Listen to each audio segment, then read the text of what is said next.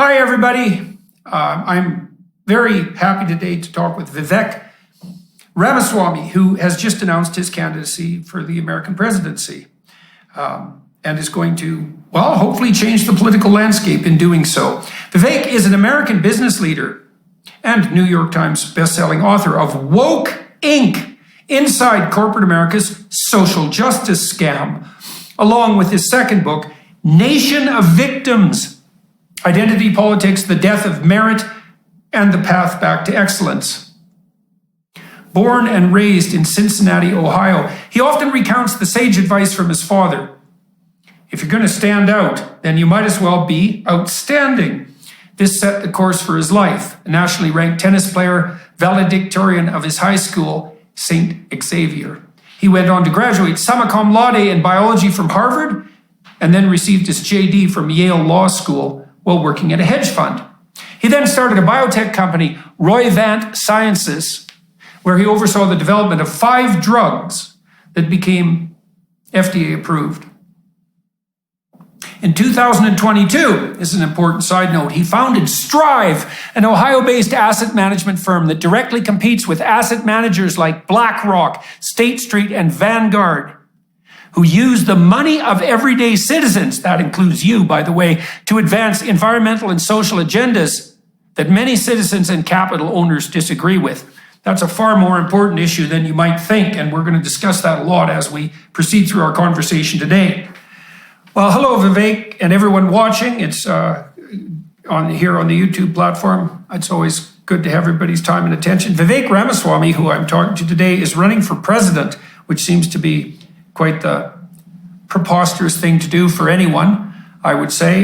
This next 2024 election is going to be some interesting contest, as far as I can tell. We're not going to have seen anything like it. And the fact that you threw your hat in the ring, I think, is part and parcel of the whole show. So let's start by just exploring why it is that you decided to do this, and we should do that. Why did you decide to do this? And what is it that you hope to accomplish by making this run? So let's start with why you're doing it. So you know some of the journey I've been on over the last few years, but I think that's what led me to the doorstep. I've been addressing for the last few years this merger of state power and corporate power that together do what neither can do on its own. And part of me has long believed that the Republican Party in the United States is behind by 40 years, right? Reciting slogans they memorized in 1980 when the real threat to liberty today is different. So I've taken on the woke industrial complex in America through the books I've written, through traveling the country, most recently taking on the ESG movement by starting Strive last year. And that's where my headspace was. I did not think I was going into politics. I thought that I wanted to actually avoid the limiting shackles of partisan politics. It just felt so constraining. I thought of running for the US Senate. I decided not to do that. I said, no. I want to do this independently as an independent voice, thought leader, author. And then, look, I successfully built a biotech company before. Let me put those skills to work by starting Strive. That was where my exclusive focus was going to be. And I'm proud to say, I think we are already having major impact on the market through my work at Strive, and even just through putting a spotlight on the problem.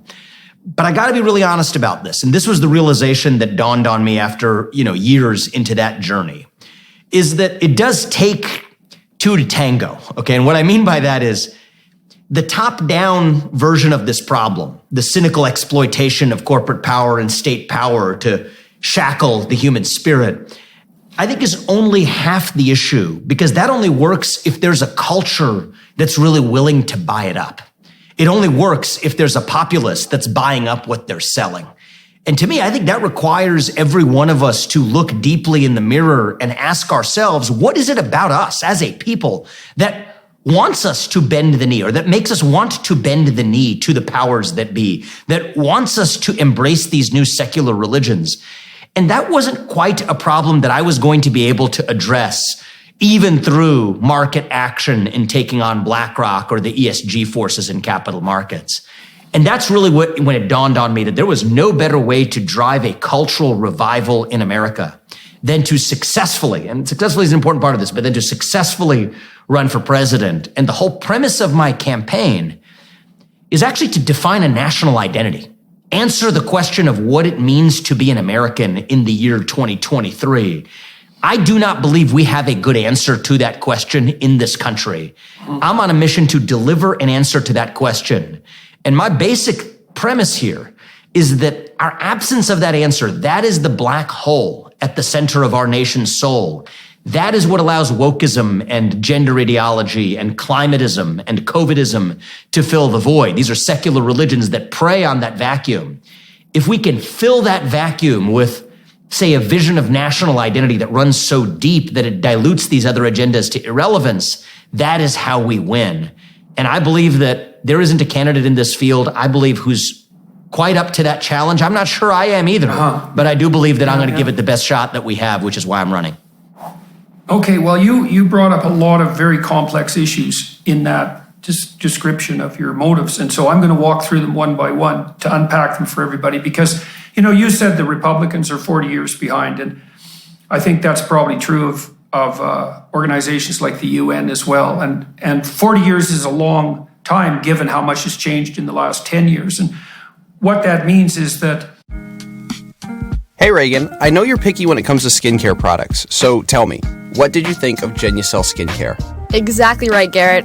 I'm the type of person who needs to know exactly what ingredients I'm using in my skincare routine, which is why I'm loving Genucel. Their products are made with antioxidants and formulated by a compounding pharmacist, and they're all about preventative skincare. I've been using Genucel's new microbiome moisturizer to target skin redness, fine lines, and other signs of premature aging. It uses the same probiotics that are in your yogurt. As it turns out, these super ingredients can have the same nourishing benefits on your skin as they do to your digestive system. The results have been incredible. My skin cleared up within hours. Genucel has a product for every skin type, and it's not just for us girls. I got started with their most popular package, which includes all their best sellers bundled into one amazing price. You heard it here first. Go to Genucel.com/Jordan to get 70% off their most popular package. That's Genucel.com/Jordan. Genucel.com/Jordan. The average person who's watching and listening to this is also behind and isn't even aware of what acronyms like ESG mean or why they should really give a damn. I just interviewed the CEO of the National, what's the organization? State Treasurers Organization. It's a financial officers organization. Yeah, there's 28 states. Yeah, I know them. Yeah. Yeah. Well, they're pushing hard back against the ESG movement, but we talked about in that podcast the fact that people don't even know what the hell that means. Now, you opened your description essentially.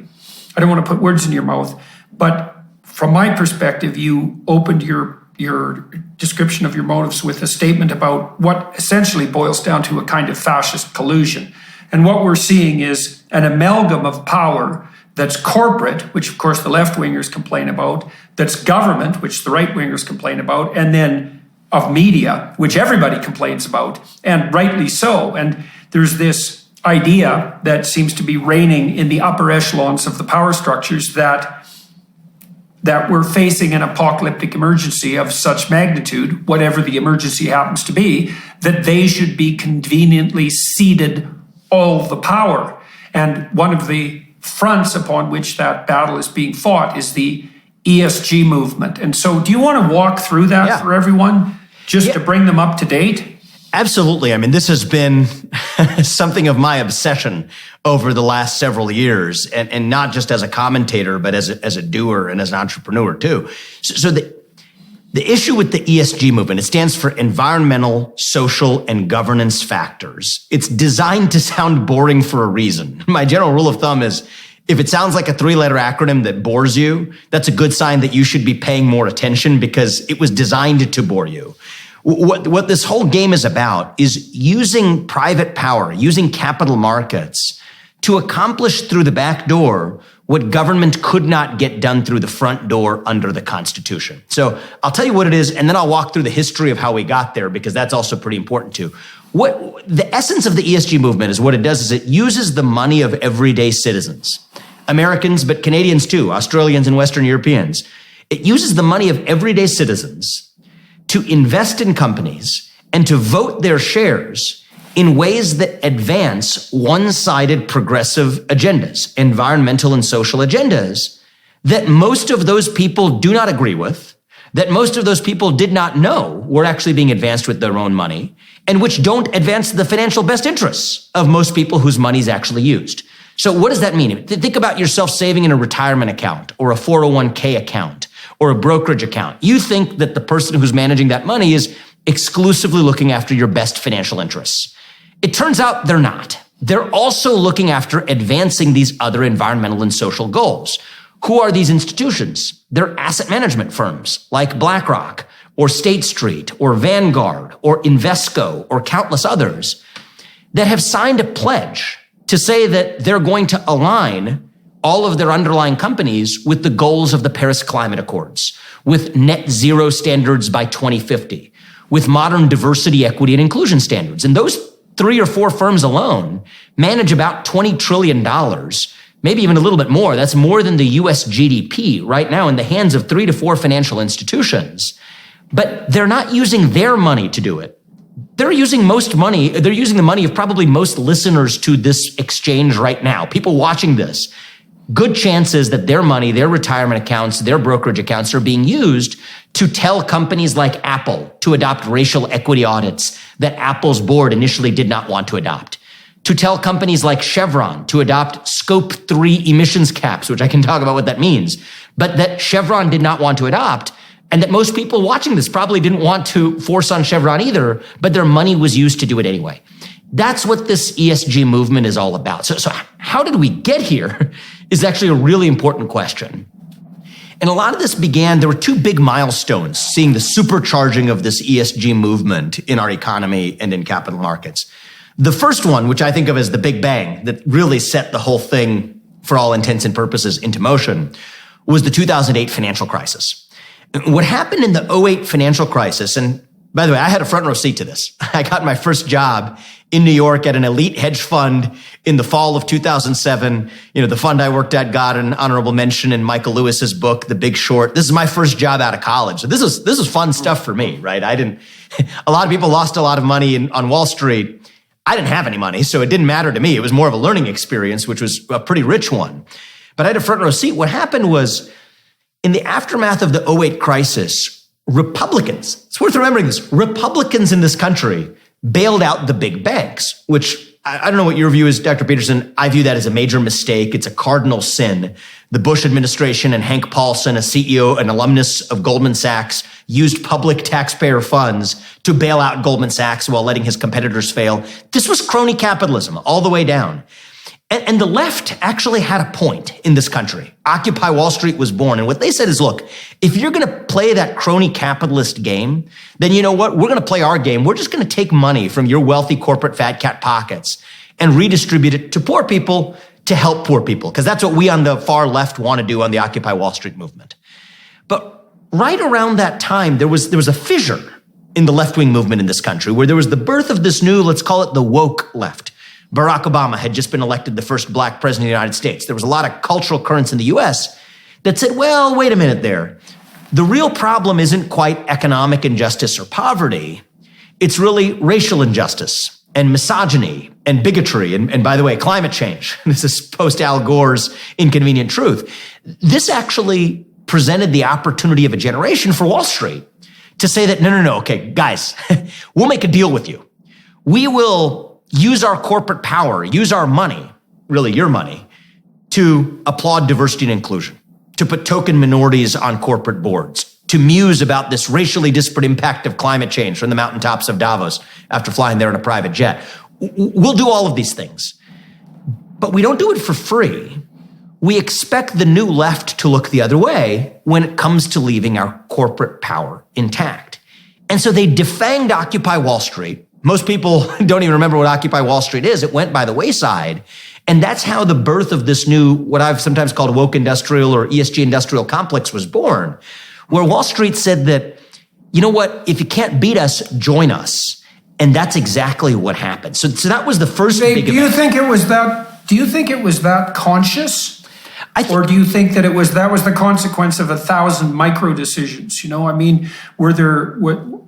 The latter. It's easy to see us. Okay, the latter. It was the latter. Yeah, I mean, this is not a smoke-filled room where there was some sort of meeting in the back of Goldman Sachs's boardroom on 85 Broad Street in Lower Manhattan. No, this isn't, and that's like the classical conspiracy theory. This isn't a conspiracy theory. It's just emergent reality, right? You watch it in slow motion. People need to understand when they think about what a conspiracy theory is that turns into reality. It's that if you just watch the camera reel in slow motion, it plays out in dangerously boring form. This is how the sausage gets made. So anyway, that was the first catalyst. And so what began as a challenge to the system, which is, as an intellectual or whatever, I always enjoy it if I agree it or not. It's at least interesting to watch. Something that began as a challenge to the system, stakeholder capitalism and ESG, slowly became ossified as the system. And there's a lot of forces behind that. The rise of passive index funds played a big role, and that's a discussion I can get into another time or maybe later in this discussion. But a big then catalyst came out there was two big catalysts that came out. One was in 2016 and one was in 2018. The thing that happened in 2016, of course, is that Donald Trump was elected president of the United States. This created a seismic shockwave across the establishment class, both in capital markets as well as the linkage between business and politics. And what they said is, okay, wait a minute. This game may not be played the way it's supposed to be going forward. If political leaders like Donald Trump are going to break the system, then we, the business leaders, need to exercise our authority to step into the void instead. And then they were vindicated, or so they thought, when Trump pulled out of the Paris Climate Accords in 2018. Not a lot of people realize this.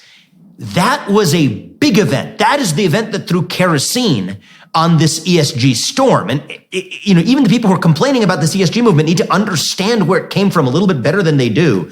This was a big deal.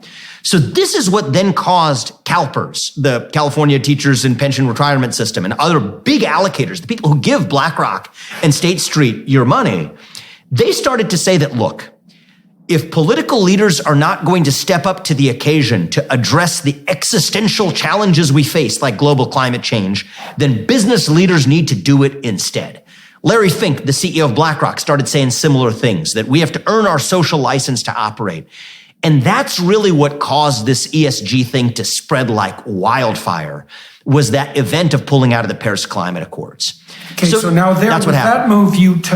With that move, you tie the corporate response to, say, Occupy Wall Street at the end of the 2008 financial crisis with the climate catastrophe. And so let's talk about the climate catastrophe for a moment or two, and also define stakeholder capitalism, because the narrative that's insisted upon by the woke left, let's say, but also by these woke capitalists, is that the emergency that confronts us on the environmental frontier is so cataclysmic that any and all emergency measures are not only thoroughly justified, but morally required. Now, I have a problem with that theory psychologically as well as technically. And so psychologically, I've been trying to figure out how you separate the wheat from the chaff on the leadership front, especially in the face of a real emergency, because emergencies do occur from time to time. But here's a rule of thumb. Everyone who's listening can try this out for themselves and see what they think. But if the emergency you're confronting terrifies you so badly that you're paralyzed into immobility or tempted to aggregate all the power to yourself and become a tyrant, then you have defined yourself as insufficient for the job. You should be able to maintain a calm head regardless of the impending emergency, because there's going to be emergencies. And if you become a tyrant during an emergency, then you're a tyrant. And so that's the psychological issue. Even if there is an emergency, we shouldn't be aggregating power into an elite. And then there's a second element too, which is, what bloody emergency precisely? I've talked a lot to Bjorn Lomborg, for example, and many other people, I would say, as informed as Lomborg. And there's no evidence even in the IPCC reports themselves that climate change is, first of all, entirely man-made, because it's not. And second, even if it is, there is no evidence whatsoever in the IPCC reports that there's going to be some apocalyptic turning point in the next 50 years that justifies untold trillions of panic dollars being spent while we simultaneously destabilize our power grids and increase the cost of electricity by up to 5 times and make ourselves, at least in Europe, much more reliable or much more reliant on Russia, and also throw poor people into poverty and risk the fossil fuel infrastructure that feeds half the planet. Because people actually also don't understand that ammonia is made out of fossil fuel, and ammonia fertilizer feeds 4 billion people. And so anyways, you said 2008, Wall Street is guilty because of the bailouts. The lefties pushed them hard on the ethical front, and rightly so. They decide to turn to ESG, but then that's also amplified by this sense of apocalyptic climate doom. And so what's your formulation of the environmental challenges that confront us now? How do you construe that? So I have more to say about the ESG story, but I gotta pause on what you just said. I just got to pause on what you just said. It was really some really good stuff in there. Okay, so I just need to go. I'm going to go one step further than you and draw a linkage between the psychological critique and the technical critique because they're related, right?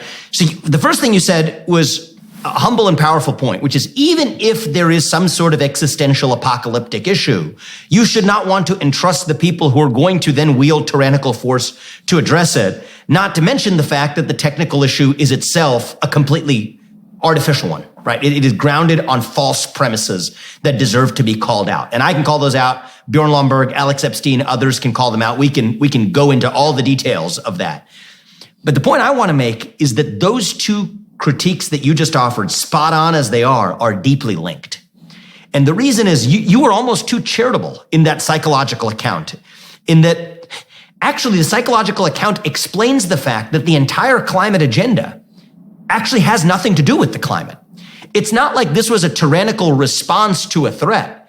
It was the creation of an artificial threat to exercise tyrannical power itself. Okay, it's a religious cult. And so I've said this numerous times. I think the climate religion has about as much to do with the climate as the Spanish Inquisition had to do with Christ, which is to say nothing at all. It was really just about power and dominion and punishment all the way down. And I can basically prove that to you in a short amount of time, right? If the climate religion do it. really, I mean, just I'm gonna.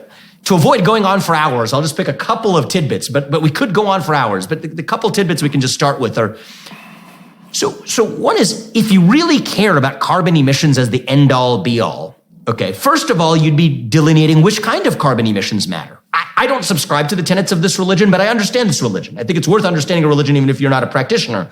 Even if you subscribe to this religion, there's a difference between methane leakage and carbon dioxide. Well, methane leakage is far worse in places like Russia and China. So then it should be a mystery that you want to shift carbon production from the United States, where you tell companies like Exxon and Chevron to stop producing, to places like China, like PetroChina on the other side of the world. Yep. And by the way, this is exactly what the ESG movement, it's like the apostles of this church, right? So BlackRock is like an apostle of this Spanish Inquisition style church. BlackRock forces companies like Exxon and Chevron to drop oil production to meet net zero standards by 2050. Yet literally some of the same companies buying up those same projects on the other side of the planet are PetroChina, who BlackRock is a large shareholder of, without telling PetroChina to adopt any of those same emissions caps. This is nuts if you think that you care about reducing carbon emissions. And it's not even, as I was alluding to methane emissions before, it's not even net neutral. Methane, even if you subscribe to this crazy religion, is 80 times worse for global warming than carbon dioxide. So it's not even net neutral, it's worse. So that's the first breadcrumb that there's something else going on here. The second breadcrumb that there's something else going on here is that same movement, certainly its apostles in the ESG movement, that are so hostile to carbon emissions, is also hostile to the best known form of carbon-free energy production known to mankind, which is nuclear energy, right? So that's the second little breadcrumb that suggests there's something else going on here. And the problem with nuclear energy in a nutshell is that nuclear energy might be too good at solving the alleged clean energy problem, such that it doesn't solve for the actual agenda, which is delivering equity between the West, America in particular, and the rest of the world to catch up. That's really what this climate and delivering and delivering that power that we've been talking Of course. about in the hands of the proper elite. The Grand Inquisitors of our time, right? So that's really what's going on. Those are two stunning points, and I want to lay them out philosophically for a moment, just so people get what this means completely. So let's say that we do buy the propositions of what Vivek has been calling the climate religion. We'll get back to that term later. So if we do buy that, then we're going to make the assumption that the fundamental existential crisis facing us is one of pollution, and that can be reduced in complexity to carbon dioxide emission and maybe methane and a couple of other greenhouse gases. Now, I don't accept any of that, and I know you don't as well, but we'll give the devil his due. If that's actually the driving factor, then the all fundamental actions and perceptions should be directed towards minimizing, let's say, carbon dioxide output. But the first point you make is, well, we're making it very difficult for Western countries to use coal and to explore for fossil fuels, but we're making it very easy for China to do so. And since we all share the same atmosphere, and China and other, terribly governed countries have way worse environmental regulations, they're not even in the same universe. All we're doing is substituting relatively clean fossil fuel for relatively filthy fossil fuel. And then, you added that additional decoration, which is, well, isn't it also convenient that companies like BlackRock happen to own huge shares in exactly the Chinese companies whose interests they're promoting? And so, that's kind of, so what that means is that by the measurement standards of the advocates of the climate religion themselves, their policies are not only a failure, they're actually positively counterproductive, just like they have been in Germany and the UK. And that's a subtle mystery on the fossil fuel front. But then you have the blatant mystery, which is the second thing you pointed to, which is, okay, boys and girls, we can pretty much solve the bloody carbon dioxide problem like overnight with nuclear. And yes, we have small nuclear plants now, and we have nuclear plants that are way safer than they were 50 years ago and that can be built at a modular level. And so why do you oppose them?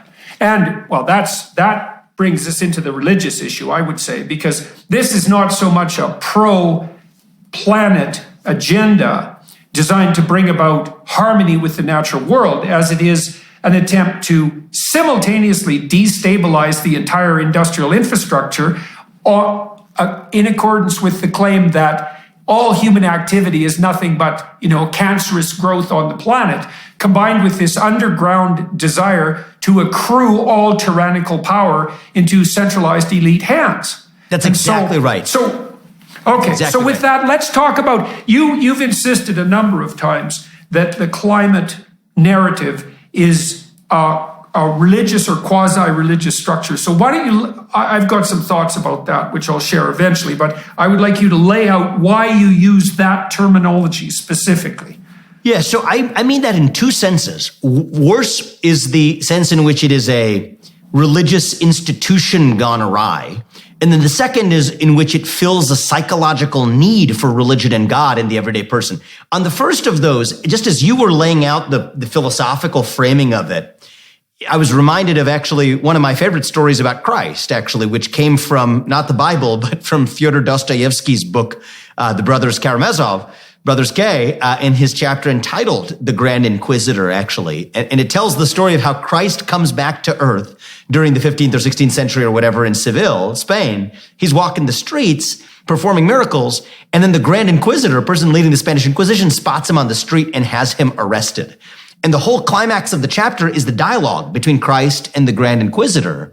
And what the Grand Inquisitor tells Christ is, look, we the church don't need you here anymore.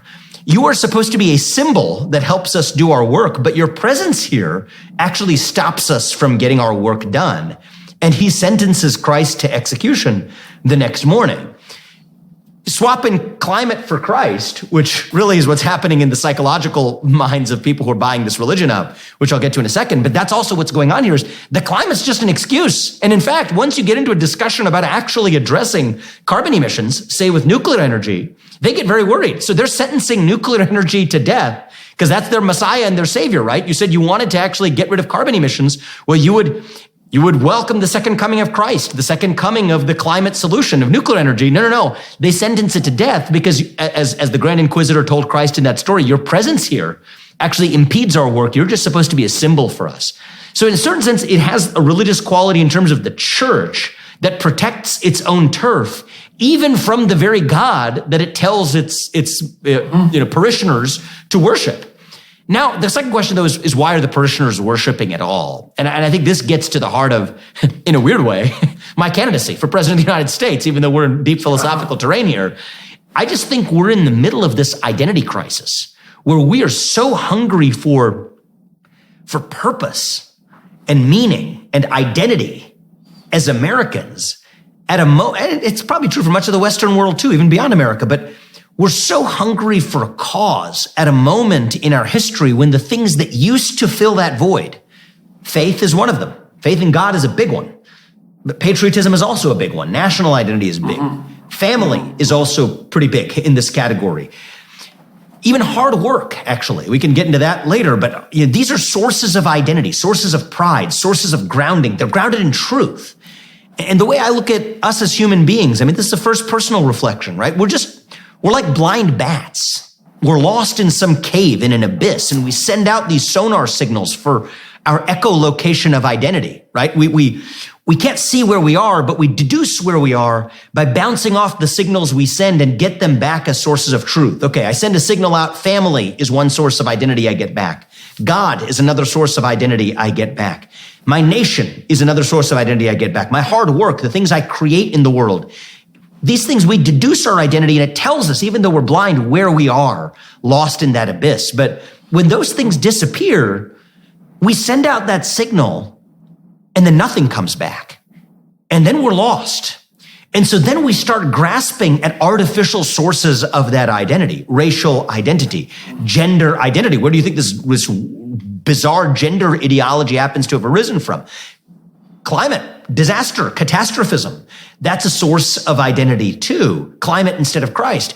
And so it's no accident that we see all of these secular religions arise at the same time. Why do we see wokeism at the same time as we see radical gender ideology, racial wokeism as gender ideology, as climatism, as COVIDism? It's a symptom of that deeper abyss that we're lost in. And so, that's what I care about. You broke this out. Okay, now you broke this out in two ways. You said, I'm going to walk through your argument. You said there's an offer on hand from above, so to speak, from the ESG and climate ideologues. But there's an also corresponding need in the population that's associated with a kind of emptiness. Yes. And so, okay, and then you also talked about the Brothers Karamazov and the notion of the Grand Inquisitor. So I want to address all three of those points. So the first point is that the developmental psychologist Jean Piaget pointed out that the last stage of cognitive development, as far as he was concerned, was adolescent messianism. And what he meant by that was that people between the ages of 16 and 21, when they're undergoing their last great neural pruning, by the way, they sort of settle into their adult identities. They have to catalyze them. And the way that human beings catalyze their adult identity is by identifying with something beyond themselves. And so in the archaic situation, that would be with tribe, for example, but also with the traditions of the tribe, right? Rather than just the people that are there presently now, with the ancient traditions of the tribe. And they'll be initiated into that. Now, there's a messianic urge that comes along with that, which would be expressed in modern terms as something like the desire of young people to save the planet. Mm-hmm. Okay, so that's a true psychological hunger. Now, what's being offered by the radical left to address that messianic need is something like, it's very, very simple, and this is part of the problem. It's like, well, to be Christ, to be the Messiah, you have to face down the apocalypse, right? That's the last judgment. The apocalypse that currently confronts us is environmental, and environmental apocalypses have confronted us throughout the entire history of mankind. So we have an ecological, what would you say, a psychological predisposition to be alerted to environmental catastrophe. Okay, so there's an apocalypse, it's environmental. The environmental apocalypse is a consequence of carbon.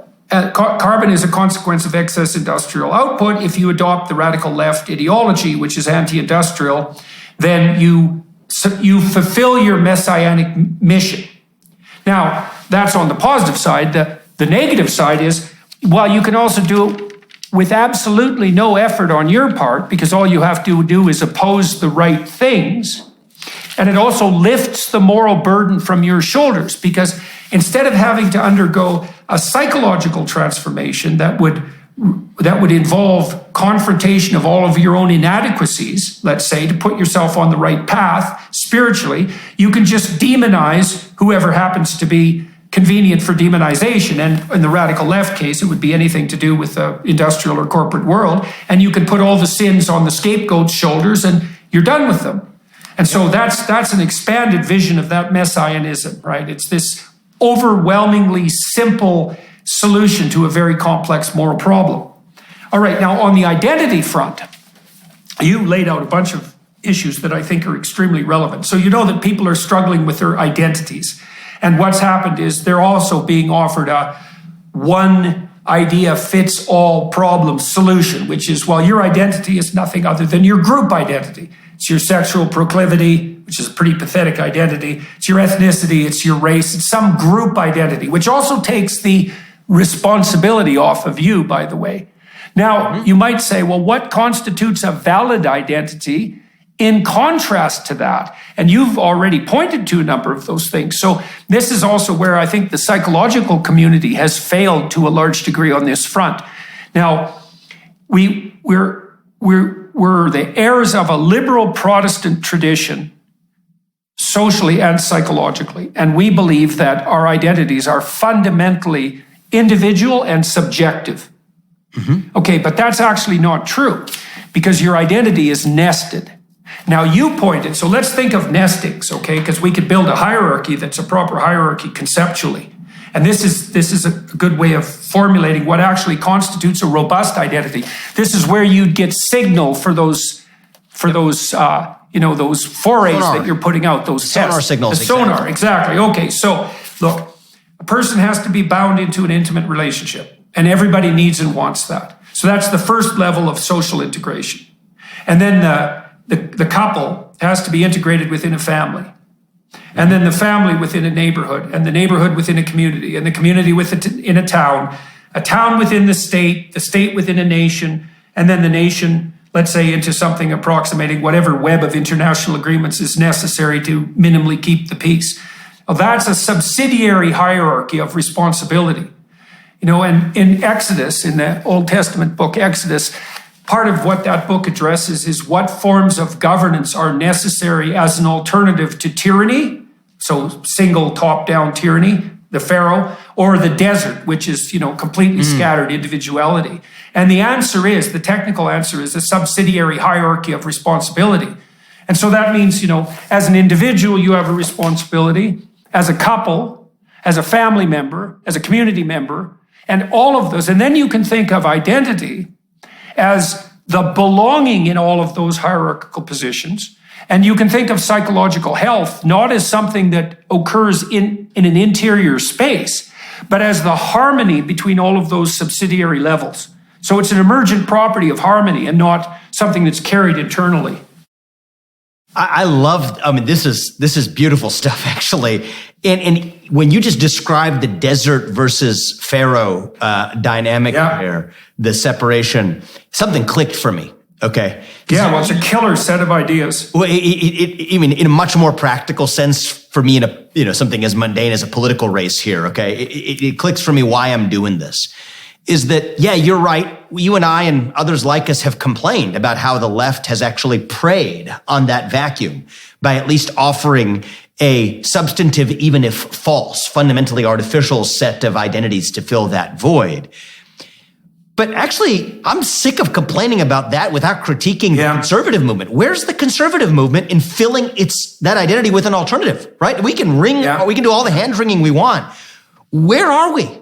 Over the last 10 years, where's our leadership? Where's the leadership of, for example, a conservative movement, pro-American movement, pro-national movement, pro-family movement, whatever you want to call it? These guys have been asleep at the switch while they've been watching the other side take advantage of this. And that kind of... Well, not just that. It's worse than that. Like if you look... They're participating in it in some ways. For example, they're participating. Well, it's the conservatives in the UK who've been putting forward the net zero agenda. Exactly. Especially in Western Europe, but even some wings of the Republican Party in the US are their meek response is effectively participating in this. And this is where the analogy that it hit me when you're talking about the desert and Pharaoh is that we as a people are lost in the desert, and yet we're criticizing that phenomenon by still critiquing Pharaoh.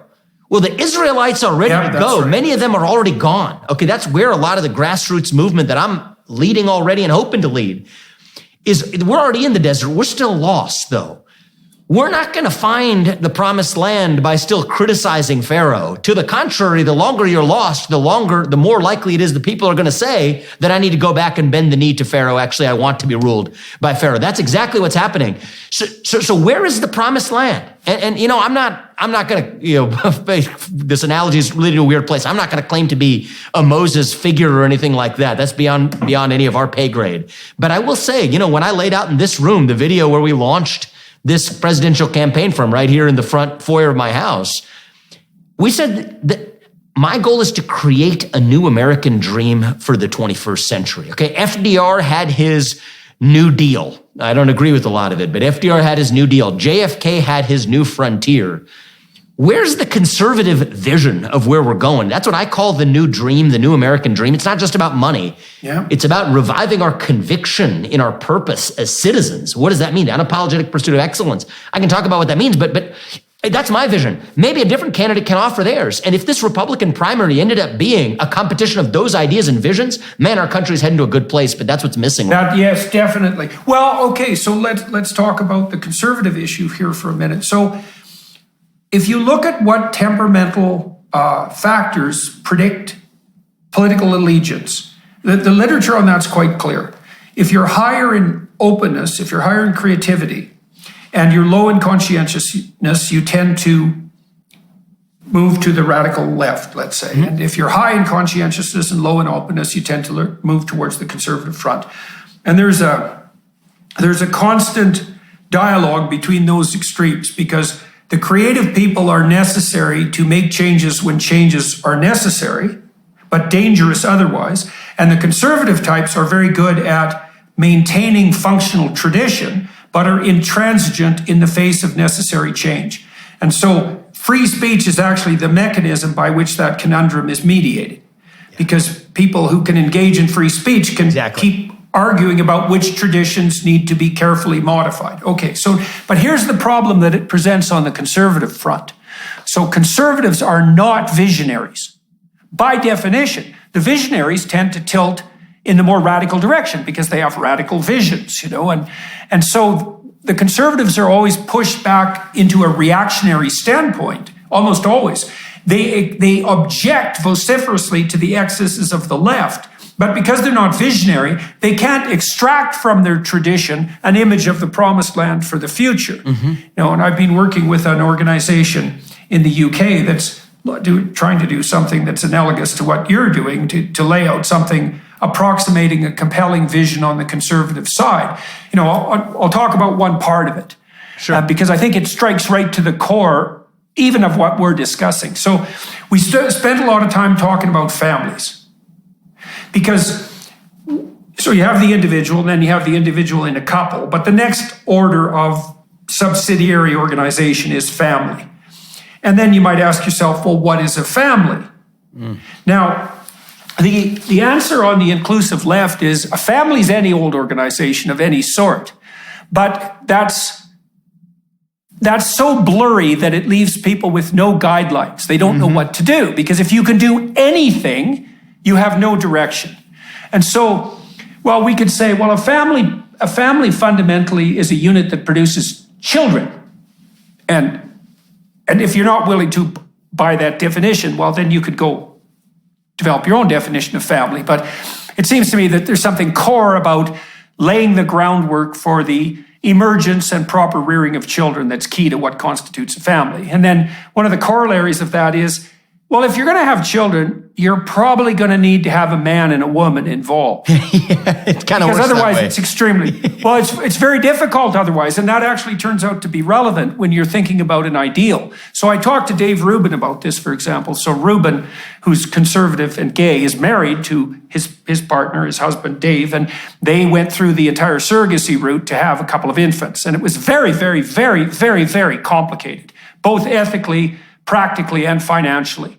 And they managed it so far. They have these 2 kids, and I suspect they'll do a perfectly good job of giving these kids a wonderful home. But they're also incredibly financially, privileged. Dave's earned it, but they have the capital to make this non-standard solution a possibility. But it's by no means duplicatable for the typical person. I mean, the simplest way to have a child for the average person is to have a man and a woman involved. And you can use technological intermediaries, but it can't propagate easily, that solution. And so one of the things that's emerged, this is extremely interesting, one of the things that's emerged on the cognitive neuroscience front recently, and the same things happened in the field of AI, is the realization that at the center of all of our concepts is an ideal. That's actually how we categorize. We categorize just like Plato initially hypothesized. We literally categorize in relationship to an implicit ideal. I think you're right. To even use the term family, and for that to be meaningful, there has to be an ideal. And the organization that I've started working with and helping put together has made it part of our formal propositional landscape that the ideal has to be something like stable, long-term, monogamous, heterosexual, child-centered couples. And now, the problem with the ideal, this is what the postmodernists have shaken their fists about forever, especially the French, like Derrida and Foucault. The problem with the ideal is that it marginalizes, right? Because the more distant you are from the ideal, the less you can fit in. And so the question then arises, what do you do with the margin? And that's also a question that's so old that was even dealt with in biblical times, by the way, the problem of the fringe or the margin. And the answer has to be something like, look, everybody falls short of the ideal. Like even a stable married heterosexual couple, lots of the times during their, say, 30-year marriage, they're going to fight, they're going to wish they were divorced, they're going to wish they were with other partners, there might be affairs, lots of people end up divorced. The vast majority of us will never realize the ideal. Well, none of us will in totality. But that doesn't mean we should sacrifice the ideal. What it means is that we should put forth the ideal forthrightly, but allow the necessary space for deviation from the ideal so that everybody can move forward despite the fact that the ideal has to rule. It's a great framing. I just want to jump in there for 1 second to draw even one further distinction, if I may, First is there's the sense in which each of us falls short of our ideals, okay, both as individuals and even as a nation. I mean, you could extrapolate this to the American level and, take the critique of America as a nation is that, well, America's hypocritical, right? It had nations, it set in motion, but there were slaves on day one, ergo the ideals themselves are false. No, in fact, hypocrisy is probably pretty good evidence that you have ideals, right? There's no sense in which, for example, the Chinese Communist Party could be called hypocritical.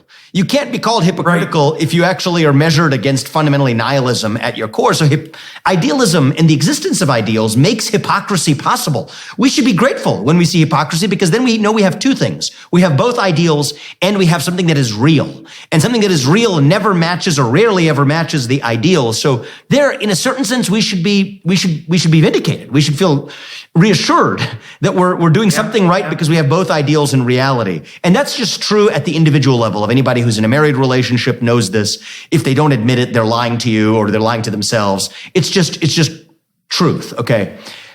I think that is still distinct from a second question that you raised, which is also a good question, which is I think what the left, and I'm a big fan of taking the best arguments we possibly can to understand, what we're taking seriously here.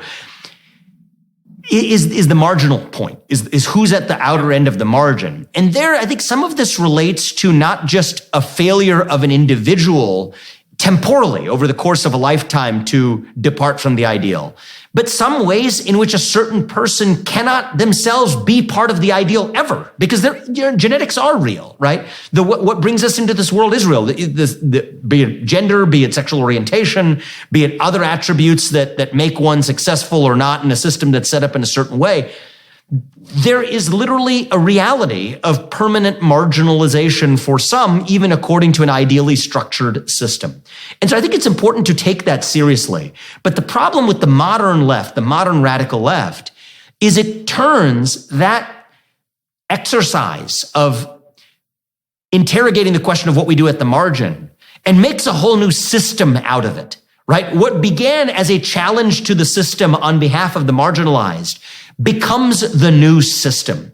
That is the essence of the woke cancer, actually.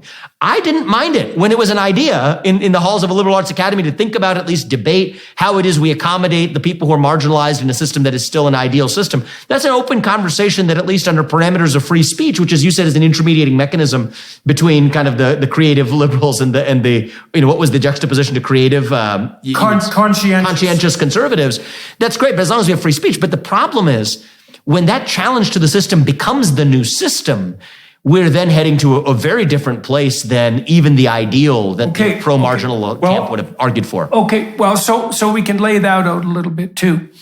What happened to Nicola Sturgeon is a perfect example of that, the Prime Minister of Scotland, who just resigned. Because here's the problem with the fringe. Okay, so the ideal in the center is a unity. It's a single thing. The fringe is a multiplicity. Mm-hmm. Now, the problem with the fringe is that because it's a multiplicity, it can't occupy the center without destroying the ideal. And that just brings the whole category to collapse. The fringe of the fringe will destroy the fringe. That's right. And so we can't do without the ideal, even on the fringe. The fringe defines itself in relation to the ideal, right? That's in a certain sense. Well, it has freedom. It also has freedom because of that. That's the freedom of being at the margin. Because there's many versions of being at the fringe. It's kind of like that lost bat analogy. You send your sonar signal, it bounces back, it says, this is where you are. It's like planets orbiting the sun, all right? Once the sun's gone, there's going to be a whole new structure around you. That's exactly what happens. Yeah. And sometimes I think conservatives, they'll use this phrase, right? They'll come to eat their own. Right. And I think that there's a point to that, but it's low resolution. I mean, the essence of what's going on is actually what you described, which is that once you've destroyed or invaded the ideal itself, by definition, the being on the fringe is sort of nihilistic at its core. And so at that point, it's a free-for-all, which is to say that, okay, well, you thought you were on the fringe as being gay. Well, guess what? Or even you could do the feminist version. You ain't seen nothing yet. You ain't seen nothing. You could see the feminist version of this too. Title IX, women's sports, women are on the fringe. Well, then when that itself becomes the center of the story, you just wait till you just say that the men become the women that actually, through the back door, decimate the existence of women's sports, not because they weren't funded pre-Title IX, but even after funding, the essence of it is gone if biological men are competing as women. Same thing with respect to being gay. All of this time to sort of accept somebody who is attracted to someone of a different sex at birth by saying that the sex of the person you're attracted to is hardwired at birth, right? That was the premise of the gay rights movement, and I think there's a lot of truth in it too, is completely undercut by a new movement that says your sex itself is completely fluid over the course of your lifetime. Yeah, so it isn't quite what some people will say is they will eventually eat their own. It's the fact that they've itself lost the structure against which they at least had the liberty to be on the fringe of, right? And so that's not to say that we shouldn't have, conversations for, disabled people or whatever in the American Disabilities Act context. That's what comes up in a political context. There's a whole discussion to be had about how we deal with this problem of the fringe, how we deal with accommodation against the backdrop of ideals. And I want to be really clear. I don't dismiss that conversation. In fact, I think that should be the product of dialectic. I think free speech can actually be a mechanism for sorting out those kinds of questions, and I don't reject their importance. But I think that what's happened right now is the obsession with the fringe has eviscerated the ideal itself, which leaves both those who espouse the ideals and even those who identified themselves as one time being a member of a fringe all worse off in the end. And that's exactly where we are. And that's due to a failure of the conservative movement. It's a failure of the conservative movement. See, we can blame the people on the fringe for, getting us there. They were just the agents and the pawns who moved it. But it's the role of the conservative movement to keep that structure intact. And I think the absence of... And to make a case for it. And so then what happens in the evolution of time now, right? So now we're in a moment where the discussion that you and I are talking about, that ship has sailed. The structure itself is gone. What does that require? That's what makes this so difficult. And I think that in some ways, you've made a more powerful philosophical case for my candidacy that in my first week I have yet to do yet, which is that it requires defying the odds of having somebody who is both conscientious conservative, as you noted, but who has the capacity for being visionary in having the vision of recreating that structure, that solar system around which the rest of the fringes can orbit. And that's inherently an unlikelihood. But by the psychological nature of creativity and conscientiousness, those are not supposed to coincide. That's what sets a really high bar. It's also what calls me into this race because it is what our moment demands, because we're not starting from neutral territory. We're starting from the state of entropic chaos that you highlighted. The desert. We're starting from being lost in the desert. And so thank you, because you have in a deeply philosophically grounded way made the case for my candidacy and why I am doing this. Whether I will deliver or not the next year and a half remains to be told, but that's at least the challenge I'm setting out to take on. And thank you for laying that out. Well, with this group that I've been working with in London, we've also set forward a couple of other propositions too, which is that if your policy requires compulsion or force, it's at least suboptimal. Mm-hmm. And so we're trying to play an invitational game. And so you could imagine that on the visionary horizon. Your goal as a visionary is to produce an image that's so compelling that people of their own free accord say, I'd be willing to sacrifice to that end. Yes. Willing to sacrifice to that. I love the way you frame that, because you can make a sacrifice if you know what you are sacrificing for. Actually, so this was a big part of my upbringing, right? I mean, immigrant parents from India, Hindu tradition, came to this country.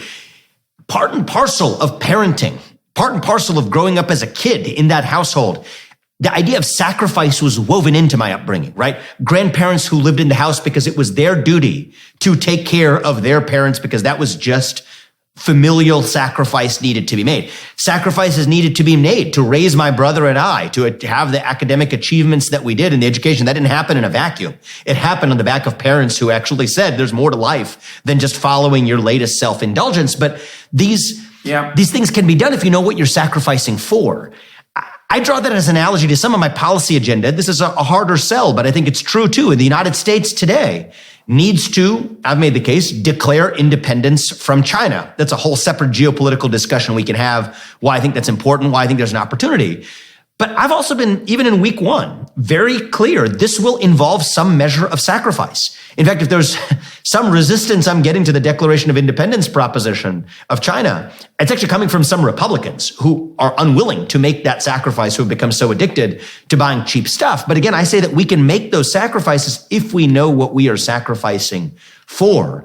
And so this idea of sacrifice, I think, is fundamental to this question of identity. Once you're grounded in identity, once you're grounded in who you are and what you might be willing to make a sacrifice for, it's almost a litmus test for identity. If you have nothing that you're willing to make a sacrifice for, it means you have no identity, right? And so that's a great framing of it. Let's go down that road for a moment. So, because you might ask yourself, well, why use the sacrificial language? And also, why do you need to make sacrifices at all? And the answer is, you're always going to be making sacrifices, because if you do one thing instead of another, then you sacrifice all the other things you could have done. So there's no action whatsoever without sacrifice. Now, then you might ask, well, is there actually something in reality that's worth sacrificing for? And the answer is, well, first of all, you don't have a choice. Mm-hmm. Now, generally because no matter what you do, if you do something, you're sacrificing. Now, people might say, well, I want to be able to do whatever I want, whenever I want. And so that's sort of the ultimate in subjectivity. And there's an impulsiveness and a pandering to whim that's associated with that. But that's not really freedom. What that is subjection to the rule by impulsive whims. And that's what you see as characterizing children, right? It's like, I get to do what I want right now, right? So then you might say, well, why sacrifice that? And the answer is, because it isn't a coherent or communal medium to long-term solution. The reason you sacrifice the whims of childhood, that polytheistic state of motivational possession that characterizes childhood, the reason you sacrifice that to an integrated maturity is because the integrated maturity, A, constitutes an identity that will protect you from anxiety and provide you with hope, but also unifies you across time and lays the preconditions for your social integration. And there's nothing about that that's arbitrary. And so the question isn't, who is going to rule you? No, I want no one to rule me. How can I set my life up so no one can rule me?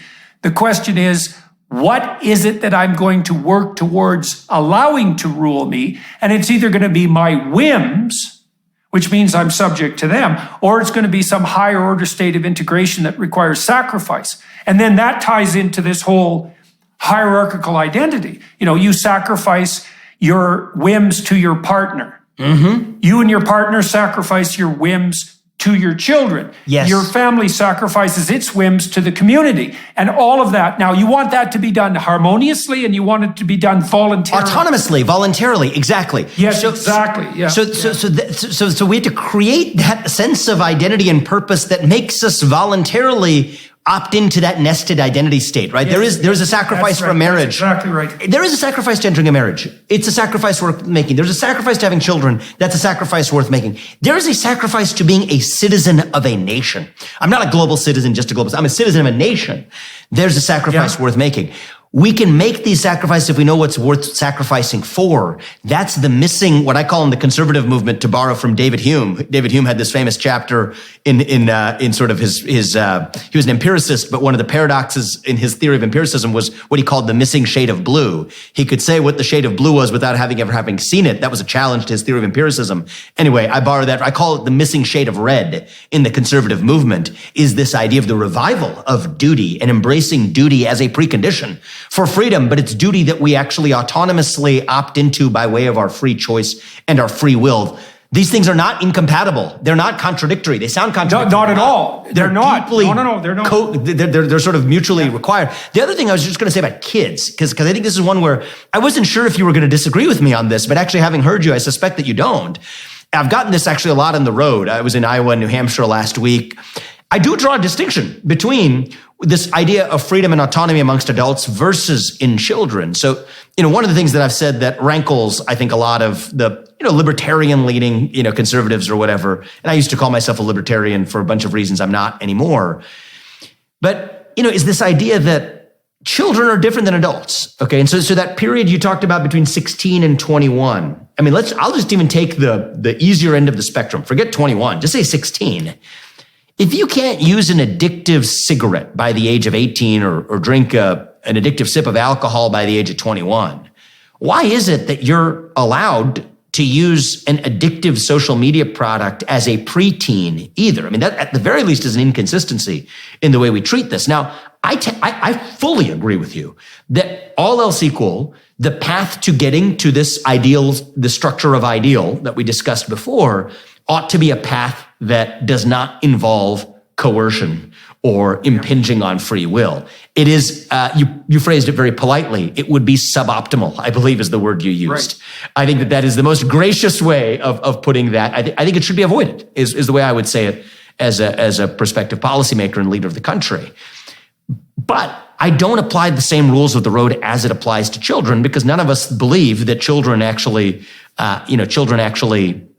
should be treated as the same autonomous agents that they ought to be on the other side of entering adulthood. Now that gets into questions of parenting, et cetera, which we can get into. But be that as it may, I buy into this. I buy into this vision of structure as necessary and a precondition for experience of freedom, but the path to getting there can't involve coercion. I'm with you all the way. So in the Exodus story, when God charges Moses with standing up to the Pharaoh, he tells Moses to tell the Pharaoh something very specific, and he has him repeat it 10 times. In case you didn't notice, right? It's repeated 10 times in the story, 9 or 10 times.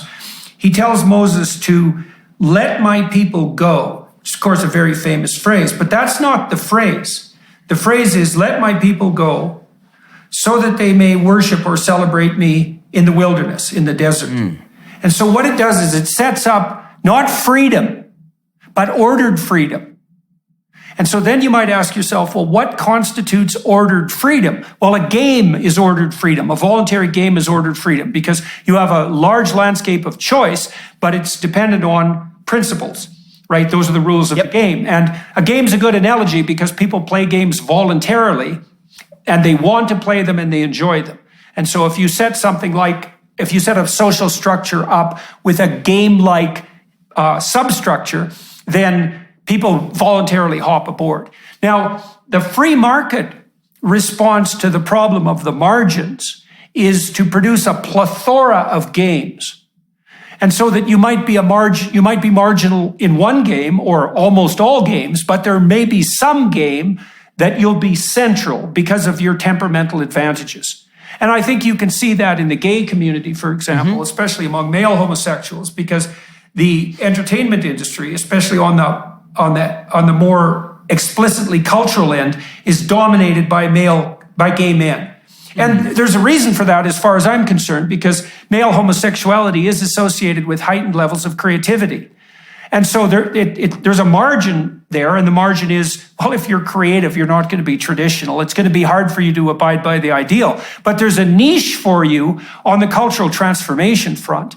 And so a free market solution to the problem of marginalization is something like the offering of a true diversity. It's like, yeah, you're only 5'2", so you can't play basketball, but you might be a damn good jockey. Exactly. And if we have enough games, exactly that. And then people can trade on their idiosyncrasies. And you see, this is an argument that free market types haven't made to the diversity types. It's like, well, the reason you want a free market is to provide a diverse number of games so the marginalized can find a center. Diversity in our approach to diversity itself, by the way. And I think you see the same thing. I mean, so I've been trying. I don't know that I've succeeded over the last several years, but I've been trying to exactly preach that to the diversity crowd, where even if you think about institutional purpose, right? You were talking about at the level of individuals in the marginalized side, and so I agree with that. That's one form of diverse approaches to diversity. Here's a different approach to diverse approaches to diversity, is diversity of institutional purpose. That even different companies, let's just take it in the realm of companies. That's the world I've lived in, right? Corporate America and capital markets, fine. Each company ought to have a unique purpose. And what is the problem with using a common 3-letter acronym? It's funny how these things always come in 3-letter acronyms, but from ESG to DEI to CSR to CCP, I joke around. WEF. Yeah, exactly. CCP and WEF are some of the ones lurking behind the scenes. But the problem with these, ESG or DEI 3-letter acronyms is, what are they effectively saying? They're saying that no, you can't have your own distinctive purpose. Everyone's purpose must be common to advance environmental, social, and governance goals, diversity, equity, and inclusion goals. That's a denial of diversity, right? It rejects it's a lurking institutional tyranny. Purpose. Exactly. It's a lurking tyranny versus, if you're really pro-diversity, you should have that fall out of the structure that you and I discussed, right? What is your institutional purpose? If you run an institution, you have one question: why do we exist? Period. Have a good answer to that question. And then say what type of diversity you espouse. That's really just in service of advancing that institutional purpose. Different types of institutions should want different kinds of diversity, and they should be transparent about what types of diversity they don't want. I'll actually give you one example that I use that's sort of funny, at times, is I'm a vegetarian, okay? I don't eat meat because I believe it is, in my tradition, morally wrong to kill animals solely for culinary pleasure. There are conditions in which it would be fine to do it, but if it's just for my culinary pleasure, I'd rather not do it. I respect other people's right to and freedom to go in a different direction. But take the example of me working at a steakhouse, okay?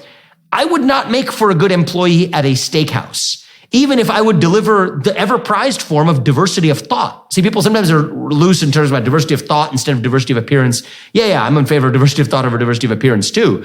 But even diversity of thought is too low resolution. That's a diverse thought. But a steakhouse still shouldn't want to employ me because that's not the kind of diversity of thought you should want if your focus is on delivering excellent steak to a customer, because the kind of diversity you want there should be in service of your purpose. And so I think this revival of the idea of purpose itself gives meaning to diversity itself. And whether that's true in a company context or a national context. That's kind of my approach to the diversity discussion that we've managed to obsess over. There's a couple of places we can go with that. So one of the things you're pointing out, and it's in keeping with this Burkean notion of subsidiarity that has its origins in this Exodus narrative, by the way, is that there's going to be a variety of institutions at each level of the hierarchy. So you could imagine there's a variety of forms of couples. There's going to be some couples where the woman is the primary breadwinner, for example. There's going to be some couples where the man is, and that's fine. You want the commonality of the coupling, but you want the diversity of possibilities within that framework. And then the same at the level of family. There's going to be some families with 10 kids. There's going to be some families with 1. There's going to be blended families, but that still circles around the core of family. So you have order, but you have diversity at each of the levels of order. And then you also have the recognition that each of those levels has its own domain of sacred responsibility. Now, one of the things I've noticed, you could try this out for yourself if you're curious about it, but I've gone to 400 cities in the last 4 years, lecturing about the sorts of things that we're talking about today. And there's one point I make that always brings the audience, no matter where it is, to a dead silence, like absolutely pin drop dead silence. And here's the argument. So you need a sustaining meaning in your life. Now, what does sustaining mean? It means it will sustain you through catastrophe. So it'll sustain you through pain and terror. Now, that can't be happiness, because happiness is absent in conditions of pain and terror. So it can't be that. So what is it? Well, I drew on my clinical experience to answer that question. Well, what do people have when they're truly in the desert, when they're abandoned and lost and in pain? Well, they have the structure around them that they'd made sacrifices to produce.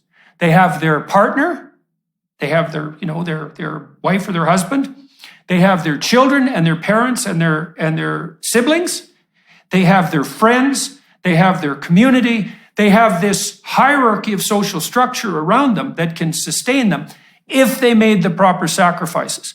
And then the question is, well, what is the nature of the sacrifice that's necessary to make those bonds? And the answer is, well, that's the adoption of voluntary responsibility. And so once you know, and this is something conservatives haven't ever made explicit, the meaning that sustains you in tragedy is to be found through the voluntary adoption of responsibility. And so you can tell young people that. They say, well, why should I grow up? I can just do whatever I want, whenever I want. And that's especially true if they happen to be wealthy and privileged. And the answer is, well, if you expend all that capital on hedonism, as soon as the storms come, you're shipwrecked. Absolutely. There'll be nothing left of you because there's no hedonism in hell. And what you have there is whatever you've built responsibly. And there's meaning in that. And people understand that immediately. And it's part of this alternative vision to this fractured hedonism that everyone is celebrating now. Let me ask you a question about that, because I think this is really interesting. I mean, I care about delivering this solution, right? So I want to get to the heart of it. There's two possibilities there, and the answer might be both, but I want to get a sense for which one you meant. One is that sustained meaning. Is that what you said? Sustained purpose. The sustaining meaning. Yeah, sustaining meaning. Meaning that'll sustain you across time. Right, sustaining meaning. That can pre-exist and be resilient across catastrophe in a way that this superficial idea of happiness can. Tradition does that. Tradition can be grounded. Yeah, if you're embedded in a tradition, right. Yeah, you bet. Right, but there's a version of what you described, which also makes me think about a very different direction here, which is that you can also form that in response to catastrophe too. And so I think much of the social structure that we have created in absence of that purpose and vacuum, I mean, this might be a cycles of history thing, less about psychology and more just about the nature of history here, is that we create the conditions for that catastrophe, whatever it might be. And it might be that catastrophe itself may have to be the catalyst for rediscovering what that sustained meaning was across those circumstances in the future, be that economic catastrophe. I think that we're due for economic tough times, in part for a lot of the difficult decisions we've made over the last 10 years amidst this vacuum of purpose. I think China may do this favor, I use in air quotes, for the United States.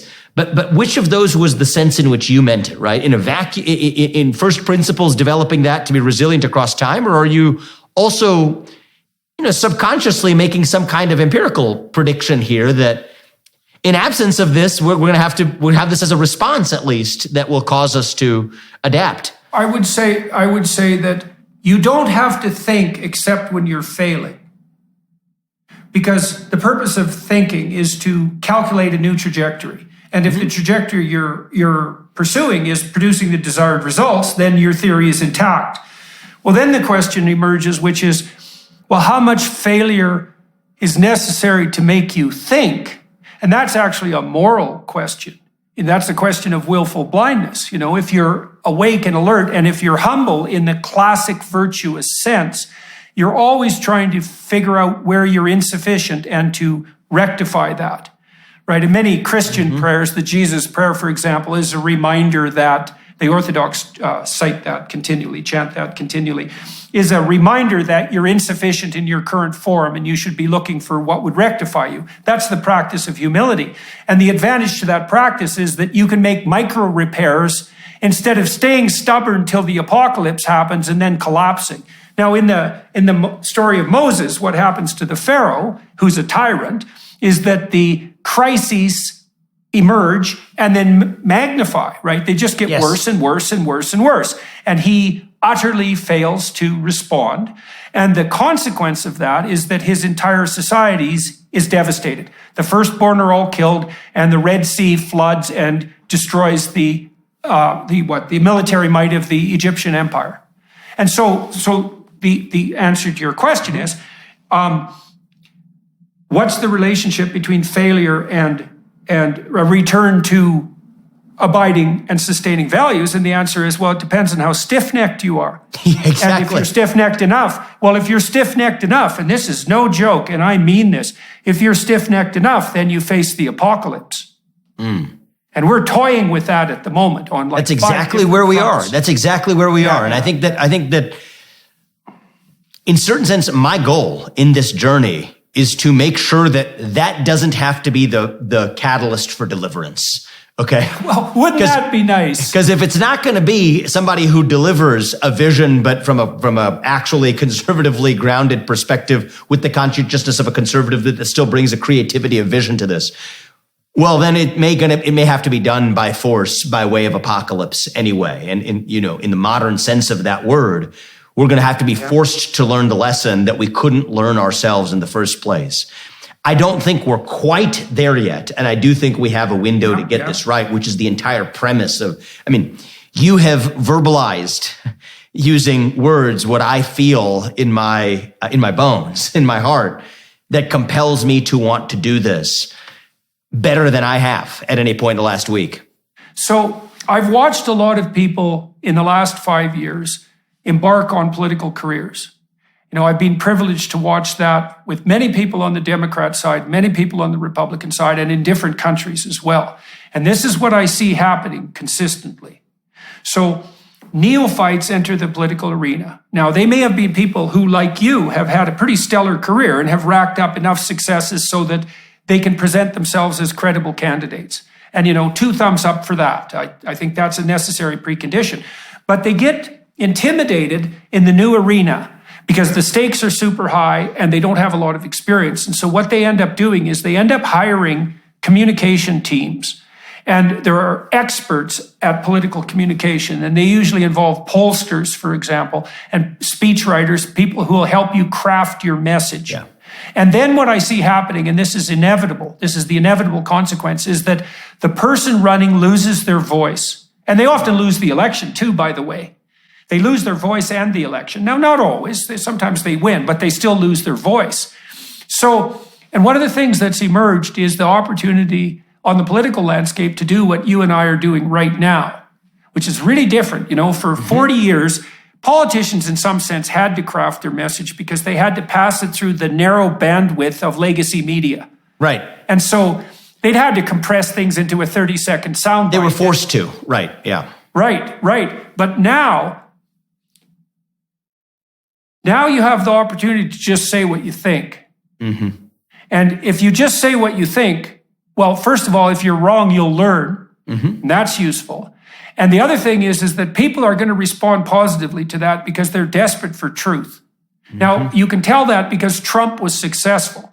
Now, I'm not trying to put Trump out, on some pedestal as the world's greatest truth teller.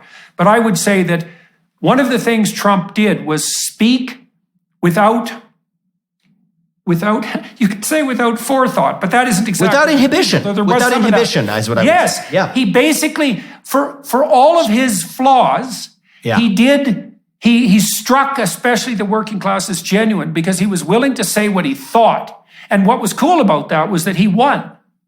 And so I'm really interested in your candidacy, because you're coming in from left field, You're going to definitely be a dark horse candidate. And it's very interesting, and God only knows how that'll play out. But one of the advantages that I think you have, apart from your financial background and the fact that you're alert to the dangers of ESG tyranny and so forth, which is a non-trivial example, is that you can really afford to take the risk. You know how to use the new media, and that's a deadly advantage. And also, your candidacy is sufficiently unlikely so that there's no reason for you to do things in a conventional manner, because conventionally you should just lose. You're not well enough known, right? You don't have enough of a political apparatus around. I don't have a machine, And right, so actually, but that could be a huge advantage. One of the pieces of help I'll ask for you is keep me honest through this whole thing, because that's where I'm starting off. I can imagine that there's a lot of people who embark with that vision and then just become stultified by the suffocating forces around them. But I'll tell you a couple rules of the road that I've tied my hands to the mast to make this easy for me in a good way. Is no one's going to write another speech for me. In fact, even when I give speeches, I don't write my own speeches. I just say what's on my mind. I don't use a teleprompter. In fact, I haven't said this yet. A fun little challenge I was thinking about issuing to the entire Republican field, maybe I'll just do it right now, is don't have anyone write your speeches and don't use a teleprompter. I'll make that commitment. Why doesn't the whole field make that commitment? No teleprompter, speak from the heart, get it out there. And one of the things that we're going to do is, I've learned pretty early on, what you're supposed to do if you're running for president is you get trained behind closed doors. And then people train you and prep you with their talking points. And you come on, put on this nice suit and tie, and then you project to the world how much you know about words and terms that you just learned 10 minutes ago. Why that? Instead, actually, what I've said is, and I think we're actually going to do this, over the objections of good advice, is all of my policy briefings, all of my education. There's a lot that anybody, myself included, for sure, is going to have to learn to be an effective president of the United States. That's a big part of the next year and a half. And I am I'm not running to make a point. I'm running because I believe seeing this all the way through is the ticket to drive maximal positive change. That's going to require a lot of learning. We're just going to tape it in forums like this, and we'll put it out to the internet. And you know what? If that allows people to discover that I was not omniscient, great. I am not God. I was on a radio interview yesterday where somebody asked me about some term in U.S. military history that I should know. Well, I didn't know it. I told him that, but I said I'm also a fast study and committed to learning, which I think he took in a good way, and I meant it. So I just think that more honesty will go a long way. I think this race will be better off if none of us read speeches that other people wrote for us, if none of us even use a teleprompter, stick into some script, but speak from the heart. That's what I'm committed to doing. I hope that keeps me honest. I have a lot to learn. And not only am I going to learn it, we'll open source it. Everybody can learn along with me. That's one of the ways we're going to do this thing starting about next month. Yeah. Well, if you use prepared speech, you don't have faith in your heart. Yeah. You don't have faith that you can respond to the moment in accordance with your principles in a dynamic manner that will involve the audience. And if you can't do that, A, you shouldn't lead, and B, you should learn. Because you can do that. You can learn to do that. And people do respond to that much better. Like, I've experimented with this on YouTube, because now and then I'm trying to think through something really difficult, and I'll write it out, because you can make a more coherent argument in writing and a denser argument. But then I've tried to read it on YouTube, and it doesn't work. It doesn't work. Like, it works okay. You know what I mean? It's not a failure, but it's not a success. The last thing I did, this is a hybrid that's worth experimenting with. So I wrote this statement of vision for this enterprise I described, the ARC enterprise. And I wanted to share it with people, so I was going to read it. But I knew that reading wasn't very compelling because it didn't have that spontaneity that reveals the heart, let's say. So what I did was I read like 2 sentences and then commented on it. And then read another 2 sentences and commented on it. Yeah, that really worked because you see, it enables you to. Well, it enables you to have your talking points at hand, because I'm going to try that. Can you remember? But it was very effective for me, and it kept the spontaneity, And so, and you can't plan for that. You just got, but I think you have to in some ways be disciplined about making sure that you don't just revert to the natural norm of just sticking to what you need to say. And you know what? You're right. I think there is something about legacy media that sort of forces that, but I don't like just blaming legacy media too, because I go on a lot of TV hits as well. I don't think you have to do it that way either. And in a certain way, I think that the last best chance for reviving legacy media is if the people who go on it stop behaving like the cartoons that legacy media created for the last 30 years. Right. This could actually be the source of saving legacy media itself. Just because you're given 3 to 5 minutes doesn't mean that you actually have to stick to those talking points. Try doing it this way too. That's what I try to do when I go on television as well. But anyway, this is good. It's much more effective. Maybe it's effective and maybe it's not. Media. Right? Maybe it's effective. We'll find out. This is an experiment for me. But here's what I'll say: is even if you were more likely to win the other way, you have your soul sucked out of you, right? You're just a hollowed out husk of yourself. So if the point of winning was to go sit in the White House, then okay, that's one thing. If the point's actually to drive a revival, you're not going to do that even from the White House if you're just a hollowed out husk of yourself. I don't think there is any evidence that you're more likely to win doing it the conventional, handled, poll-driven media establishment, craft a persona way. I think I looked at the empirical evidence. I can't see a shred of evidence. There's hardly any evidence that election spending is positively associated with victory. Good. It's not. Glad to hear there's that. no evidence in relationship to incumbents. Incumbent spending is completely irrelevant to electoral outcome. There's some minor evidence on the challenger front that more spending makes the difference. But you can't tell if that's because of the spending or because the more popular candidates are more likely to raise money. So, and if you look at someone like Joe Rogan, Rogan's a very interesting figure, because he's basically created a whole media empire out of nothing. He still has nothing. He has his producer. Awesome. He selects all his own guests. Well, and all Rogan does is exposes ignorance. Because all he does is ask stupid questions, And I love it. I don't know the guy, but I'd love to meet him some point. He seems like he's onto something. But I think imagine taking that spirit to actually running a presidential and political campaign. That's what this is going to be. And so maybe I'm certainly betting it's a formula for success. I wouldn't be doing this if I didn't think so, but I'd rather stay true to who I am and actually putting that on full display and being open about learning through the process and open sourcing that than trying to do this in some way that projects some image of some omniscient guy, which is exactly what the political consultant class wants to do, right? They want to say, absolutely, hey, your position to lead. They want to craft everything. They want to project the image of a leader. But who cares if that leader doesn't actually exist? And so that's how we're going to do this. And a year and a half from now, we'll find out whether it was the electorally successful strategy or not. But it is for me, it's the only way that I'm going to be able to do this. And so it'll be a fun test case to see this all the way through. Well, I would say psychologically, there is no other pathway to success than something approximating abiding in the truth. Because the truth puts reality within you and behind you. And so that doesn't mean that will result in proximal success at the moment, right? And that's another sacrifice that has to be made. Like, you don't know in some cosmic sense whether it's time for you to be president. Apparently, it's time for you to run. But I would say, psychologically speaking, that if you stay true to your own voice, and you're very diligent in that, and you make the sacrifices necessary to make that possible, that your candidacy will be a success regardless of the outcome. And you might think, well, that's kind of paradoxical. It's like, look, no, it's not. Yeah. Because, for example, you might tilt the discussion of the election in a direction that's extremely good for the country. And that could be completely independent of whether or not you win the presidency. In fact, you might even do that more effectively by running a campaign that wouldn't be, crafted this time to put you in the optimal political position. And I've seen this with other political leaders, like I talked to Netanyahu a while back, and he really risked his political skin and his party's political skin to bring in necessary economic reform in Israel. And that crashed his party and him for like a decade. But he's back.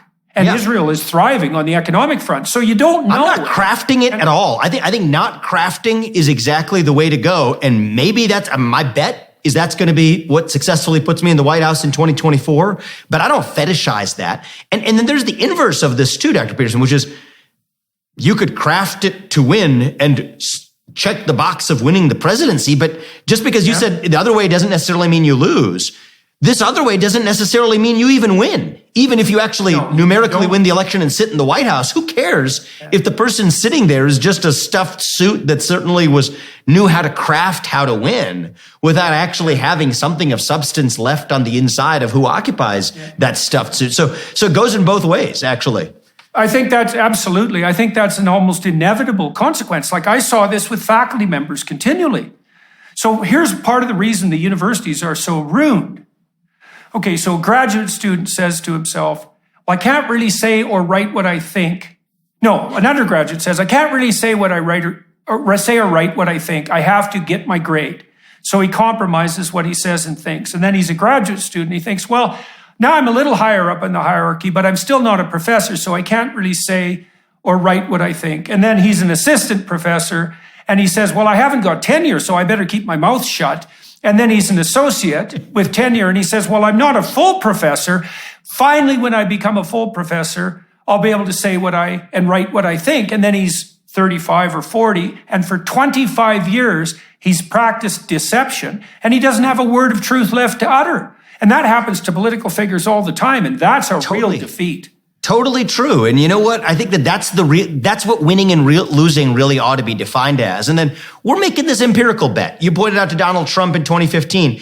I think empirically, my bet is where yours is, where that in this moment probably is the more electorally successful strategy anyway. Yeah. But I'm less sure of that than I am sure that this is how I'm going to do it, because that's what's in my control. Yeah. And that's how we're going to keep it. I would love to keep talking to you. I mean, I've been really fortunate, over the last 6 years, because I've had a group of family members and friends around me who have their own independent viewpoints and who want nothing from me, who constantly are interacting with me and making sure that I'm not, wandering off the path in some manner that's untoward, and there's been some pretty intense discussions about that at multiple times. But it is very useful to have people around you who you talk through your strategy, the one you just laid out, and say, look, guys, I'd like you to keep an eye on me. And if you think I'm striking some false notes or I'm starting to be, the great and wonderful Oz, the projection of the leader, that, you can rein me in a bit. And, if you do put that goal to keep control of your tongue first and foremost in mind, then you have people who can reflect that back to you. You can stay on the proper track. And I think the idea of not letting people, I just can't believe political figures have other people write their speeches. It's like, they do though. It's have nuts. Other people craft your thoughts. I know it's utterly insane. It's nuts. Now they'll say, "I'll channel your thoughts," but as whoever said it, language carves the channel through which thought flows. Right? My 11th grade English teacher basically said that. Right? If you can't write it down yourself, you probably don't know what you wanted to actually say. But anyway, here's an ask that I'll have for you. Honestly, honest to God, and the program, et cetera, you do.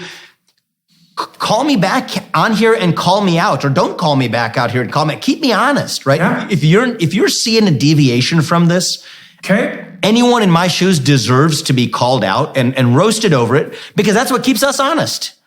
Okay, well, let's do this. This will be an interesting thing to do in terms of what I can bring to my audiences anyways. You're going to enter this fray full flat out for the next year and a half. Why don't we check in about every 3 months or so, and we can play that by ear, and you can just provide us with an update, and then you can walk everybody through the whole experience, and we can talk over these issues continually.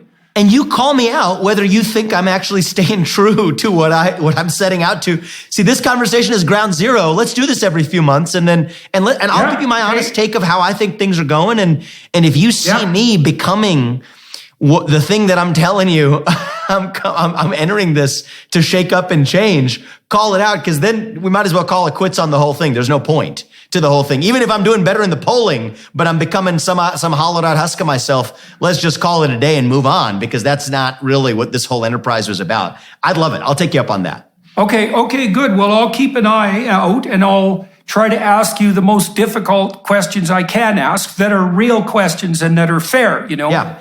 And so that's always the grounds for a good discussion. We managed that today. It looks like we can do this because we did this with Michaela on Michaela's show a while back, and it worked well. And today I thought went extremely well. It zipped by, and we covered all. Are we already done? Are you kidding me? I thought we were just getting warmed up. We are. No, we're already done. We've gone for an hour and 36 minutes. Are you kidding me? Okay. All right. I thought we were getting warmed up. Okay. All right. That was the preamble. Well, we probably are.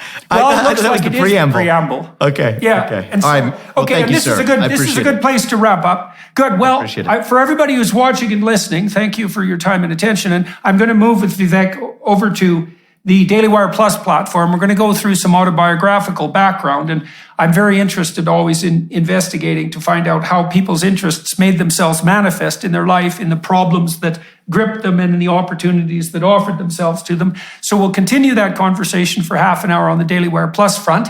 And so you can turn to that if you want to follow up on the discussion. Vivek, thank you very much today for agreeing to talk to me today, and congratulations on your candidacy. It's a hell of a thing to undertake, and you're going to be in for quite the roller coaster ride for the next 18 months. I mean, I know you're familiar with that sort of thing already, and so I look forward to talking to you again. And to those of you who are watching and listening, thank you for your time and attention. To the film crew here in Calgary, still in Calgary, thank you for your time today and your technological prowess, and we'll turn it over to the Daily Wire Plus, and ciao, everybody.